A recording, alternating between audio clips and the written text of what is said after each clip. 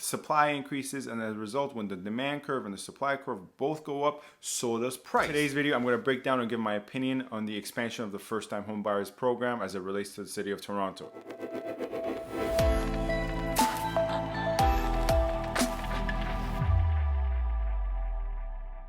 Hello everyone, this is Sam from SaberiSixRealEstate and Realtron Realty Inc. You can find my contact information in the description box. As well, feel free to subscribe, comment, rate, and review.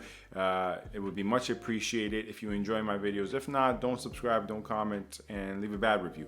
Anyways, let's get to the point of today's video, which is the expansion of the first-time home buyers incentive program as it was introduced previously in 2019. If you're not aware, the first-time home buyers incentive program was a shared equity program wherein if you, the buyer, provided 5% of a down payment, the government, based on the property type, whether it was new built 10% or a resale home 5%, but 5 to 10% they would provide in the down payment and match you and exceed in certain circumstances, in effect lessening your burden and lessening the amount borrowed. But previously, the eligibility criteria were as such. The household income could not exceed $120,000. It was capped as $120,000, and the borrowing amount cannot be more than 4 times the household income. So in theory, the borrowing amount was capped at $480,000 plus the 5% that you needed to put down yourself. The maximum purchase price of a property, according to the previous eligibility criteria, was capped at a $505,000 price point, which most people said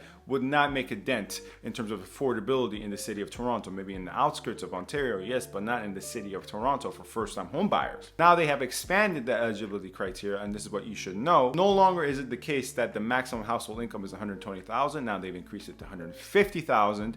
Furthermore, they've increased it the factor from 4 times their household income for the borrowing amount to 4.5 times your household income. So previously, where the maximum borrowing amount was around $480,000, because if my math is correct off the top of my head, 4 times 120 is $480,000. Now they have increased the maximum borrowing amount to 4.5, $150,000, assuming you do make 150, which is about $675,000. That's not obviously including the 5% you're going to put down yourself as well. So this increases the borrowing amount and obviously increases the maximum purchase price, right, you're eligible for under this program. And now let me get into the analysis portion, right? So this is hypothetically supposed to help affordability. Well, in my frank opinion, it will not help affordability, and let me tell you why. Because what this effectively does is it stimulates demand. And according to basic microeconomics, and I know that's a common catchphrase on this channel, but I have to say it, basic microeconomics states that if demand is stimulated, that means demand increases, quantity demand increases, the demand curve lifts up, so does supply.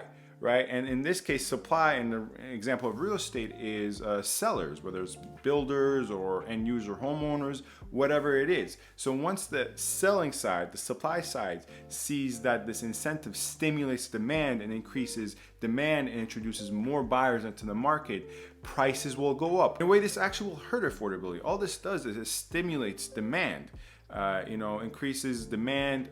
The supply increases, and as a result, when the demand curve and the supply curve both go up, so does price. If the federal government actually wants to do something to help affordability, and this is not me saying this is the right thing to do, this is not a value judgment, it's more of a factual judgment. This is not a prescriptive, but this is a descriptive. If the federal government actually wants to do something to help affordability, what they would have to do is depress the supply side, not stimulate the demand side. And once again, not saying that would be the right thing or the wrong thing, just saying that's what logically would have to occur if that's what their end goal is.